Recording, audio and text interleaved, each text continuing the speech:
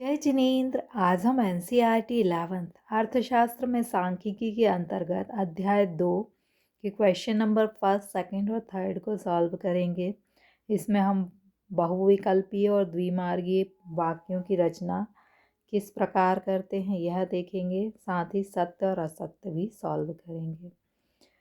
First question है कि आपको बहुविकल्पीय वाक्य कैसे बनाए जाते हैं उनकी रचना करना है। क्वेश्चन में आपको दिया गया है कि जब आप एक नई पोशाक खरीदते हैं, नए कपड़े खरीदते हैं, आप कोई न्यू ड्रेस जो है खरीदते हैं, तो फिर आप किन बातों को ध्यान में रखते हैं। तो आप ये क्वेश्चन आप बना सकते हैं। क्वेश्चन की रंग, कीमत, किस कंपनी ने बनाया यानी ब्रांड, सभी। आंसर नहीं लिखना, क्योंकि आपको क्या करना है, क्वेश्चन बनाना है कि ये जो क्वेश्चन है इससे 4 विकल्प कौन से बन सकते हैं। तो आपने ये 4 विकल्प जो हैं बना दिए, colour, brand, price, all of above.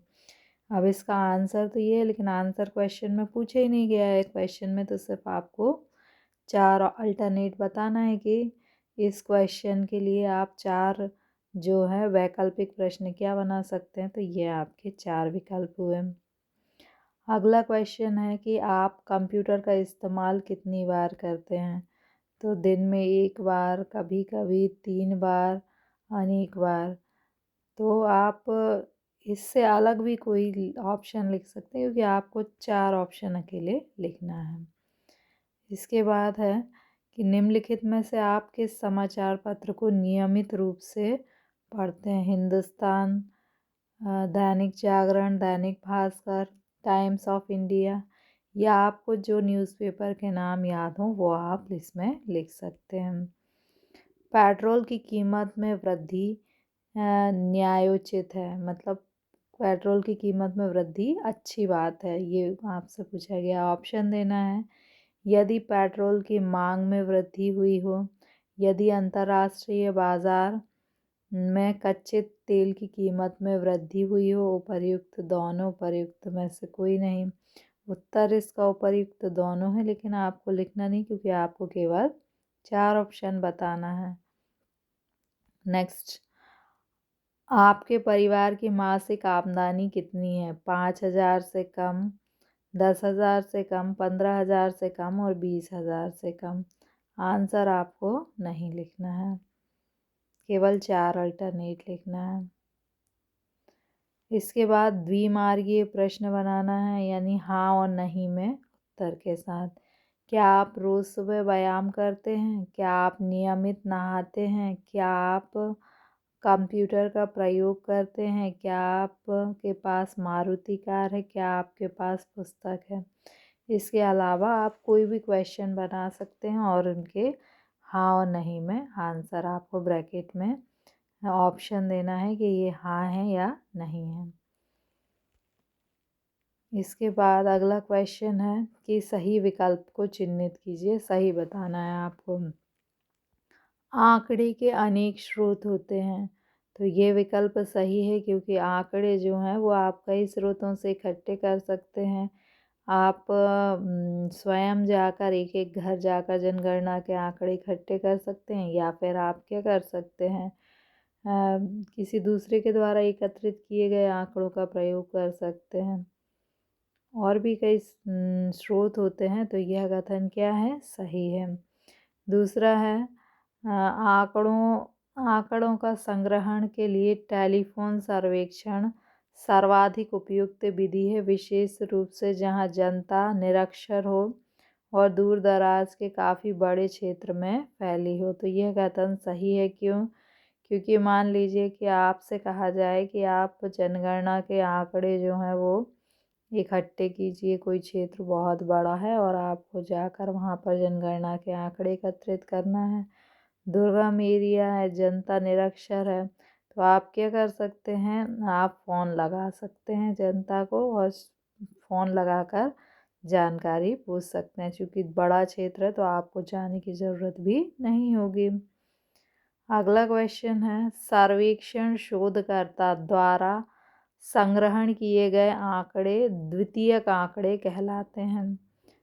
शोधकर्ता द्वारा संग्रहण किए गए आंकड़े द्वितीयक आंकड़े कहलाते हैं।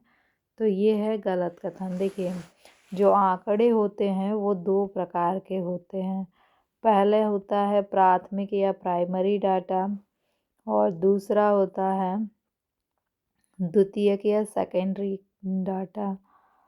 अब प्राथमिक डाटा क्या होता है? प्राथमिक आंकड़े, इसमें जो अनुसंधान करता है वो स्वयं अनुसंधान के क्षेत्र में जाकर और लोगों से बातचीत कर कर और आंकड़े एकत्रित करता है।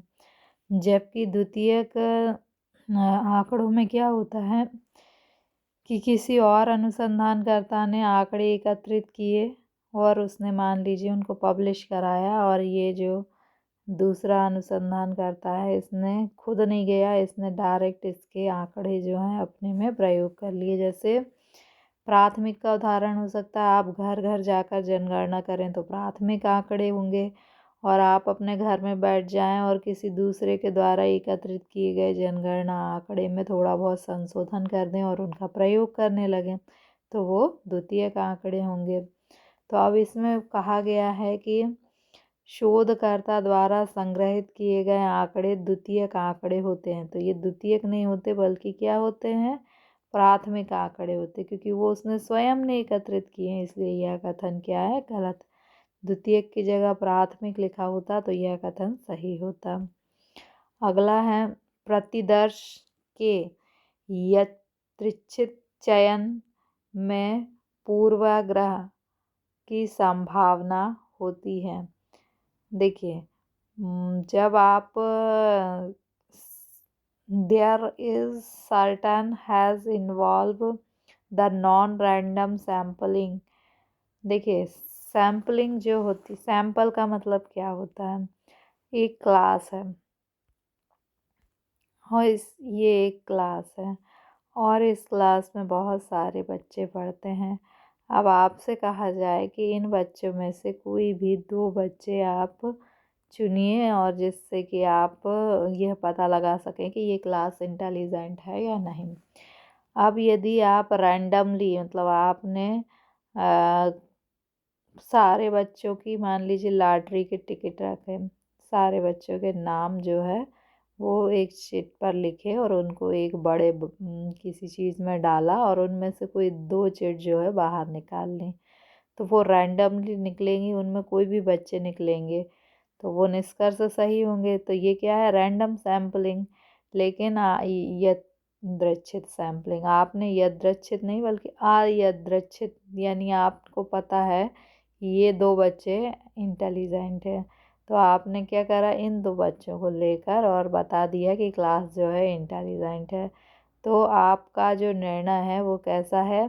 पूर्वाग्रह, मतलब आपने सारे बच्चों को मौका नहीं दिया, आपने तो पूर्वाग्रह, पहले से ही आपने मान लिया था, पूर्व से ही मान लिया था कि हमें क्लास जो है उसको इंटेलिजेंट बताना है, इसलिए हम ये दो बच्चे लेंगे। तो यादृच्छिक यदि आप चयन करते हैं तो वो उसमें पूर्वाग्रह होने की संभावना होती है। फिर है अप्रतिचयन त्रुटि को बड़ा प्रतिदर्श बनाकर कम किया जा सकता है। यह क्या है? गलत कथन है।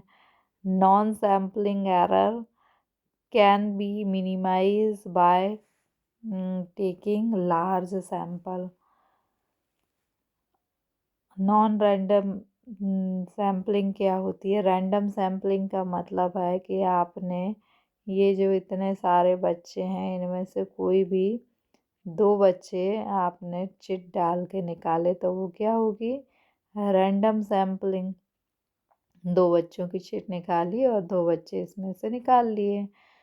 अब नॉन रैंडम सैम्पलिंग में क्या किया आपने कि दो बच्चे जानबूझकर क्लास में से कोई दो बच्चे निकाले नॉन रैंडम सैम्पलिंग में, जो जैसा आपको सिद्ध करना था कि क्लास इंटेलिजेंट है, तो आपने दो बच्चे बिना चिट डाले निकाल लिए। तो इनमें आपसे क्वेश्चन में ये कहा है, ये तो क्या है? रैंडम सैम्पलिंग, और ये क्या है? Non random sampling. तो अब इसमें आपसे कहा गया है अप्रतिचयन त्रुटि को बड़ा प्रतिदर्श लेकर कम किया जा सकता है। अब आपने सोचा कि हम 2 बच्चे ना लेकर, यहाँ तो आपने चिट्स में 2 बच्चे निकाल के सिद्ध करा ये क्लास कैसी है, यहाँ आपने क्या करा 2 की जगह 4 बच्चे ले लिए। तो ये क्या होगा कि आपका सैंपल कैसा हो गया, बड़ा, क्योंकि यहाँ रैंडम सैम्पलिंग में आपने छोटा लिया था और यहाँ पर आपने बड़ा, यानी कितने बच्चे ले लिए, जो है आप अनुसंधान करना चाहते थे उसके लिए आपने 4 बच्चे ले लिए।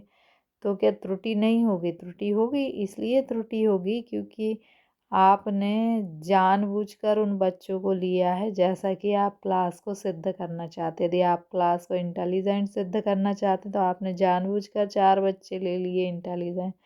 4 क्या, आप 10 बच्चे भी अगर इंटेलिजेंट ले तो निष्कर्ष अच्छा ही आएगा ना। तो आपसे ये बोला है कि यदि बड़ा प्रतिदर्श ले लें तो क्या ये जो त्रुटि है आपने आपकी कि आपने जानबूझकर बच्चों को ले लिया, इसको कम किया जा सकता है? तो ये गलत है। अगला question number. So thank you.